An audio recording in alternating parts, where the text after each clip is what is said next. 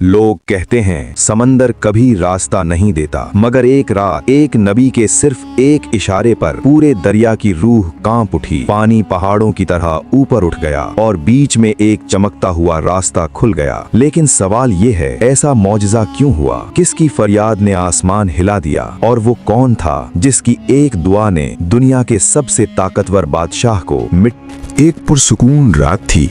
नील के किनारे मिस्र की सल्तनत रोशनियों में डूबी हुई थी। इसी रात मूसा अलैहिस्सलाम को अल्लाह की तरफ से हुक्म मिला, जाओ मूसा, फिरौन को मेरी तरफ बुलाओ।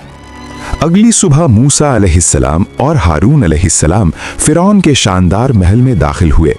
सुनहरे सुतून, ऊंची छतें, मुहाफिजों की कतारें और वस्त में गुरूर में डूबा फिरौन अपने तख्त पर बैठा था। मूसा अलैहिस्सलाम ने नरमी से कहा, ऐ फिरौन, एक अल्लाह की इबादत कर, जुल्म छोड़ दे, हिदायत की तरफ आ जा। महल में सन्नाटा छा गया। फिरौन कहकहा लगाकर बोला, मूसा, तुम मुझे सिखाओगे कि रब कौन है? तुम जैसे इंसान मुझे रास्ता दिखाएंगे? मूसा अलैहिस्सलाम ने फरमाया, मैं रब्बुल आलमीन की निशानियां लाया हूं। उन्होंने अपना असा जमीन पर डाला। लम्हों में वो एक बड़ा अजदहा बनकर फिरौन के सामने फुंकारने लगा। फिर हाथ निकाला, वो चांद की तरह रोशन हो गया। महल कांप उठा, वजीर खौफजदा हो गए, मगर फिरौन गुरूर से बोला, ये जादू है। फिरौन ने मिस्र के तमाम जादूगरों को जमा किया। हजारों लोग तमाशा देखने आए। जादूगरों ने रस्सियां फेंकी, वो सांपों की तरह रेंगने लगीं। मूसा अलैहिस्सलाम ने असा डाला और वो बड़ा सांप बनकर तमाम जादू निगल गया। जादूगर फौरन सजदे में गिर पड़े, हम मूसा और हारून के रब पर ईमान लाते हैं। फिरौन चीख उठा, तुम मेरी इजाजत के बगैर ईमान ले आए? इसी दिन से वो मूसा अलैहिस्सलाम और बनी इसराइल का दुश्मन बन गया। सालों तक बनी इसराइल पर जुल्म होता रहा, कोड़े, गुलामी, दर्द। मूसा अलैहिस्सलाम उन्हें सब्र यकीन की तालीम देते रहे। आखिर अल्लाह ने हुक्म दिया, अपनी कौम को लेकर मिस्र से निकल जाओ।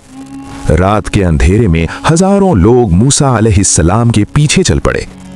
जब वो समंदर के किनारे पहुंचे तो आगे बेपाया पानी और पीछे फिरौन की गरजती हुई फौज आ रही थी। बनी इसराइल घबरा कर बोले, मूसा, हम पकड़े जाएंगे। मूसा अलैहिस्सलाम ने कहा, नहीं, मेरा रब मेरे साथ है, वो जरूर रास्ता दिखाएगा। मूसा अलैहिस्सलाम ने अल्लाह के हुक्म से असा बुलंद किया। आसमान गरजा, जमीन हिल गई, पानी थरथराया। अचानक समंदर दो नीले पहाड़ों की तरह ऊंचा उठने लगा। दरमियान में एक खुश्क चमकता हुआ रास्ता बन गया। बनी इसराइल दौड़ते हुए उसमें दाखिल हुए। दाएं बाएं पानी की बुलंद दीवारें खुदा के हुक्म से खड़ी थीं। बच्चे सहमे हुए, बूढ़े कांपते हुए, मगर सब यकीन के साथ आगे बढ़ रहे थे। जब सब पार हो चुके, फिरौन गुरूर में चीखता हुआ समंदर में घुस गया, मूसा, आज तुम नहीं बचोगे। लेकिन जैसे ही वो बीच में पहुंचा, पानी की दीवारें लरजने लगीं, आसमान से बिजली गिरी, समंदर गरजा, फिर दोनों पानी के पहाड़ एक तबाहकुन धमाके के साथ गिर पड़े। फिरौन और उसकी पूरी फौज हमेशा के लिए पानी में दफन हो गई। फिर एक आवाज गूंजी, आज हम तेरे जिस्म को महफूज रखेंगे ताकि तू आने वालों के लिए निशानी बने। समंदर पुरसुकून हो गया।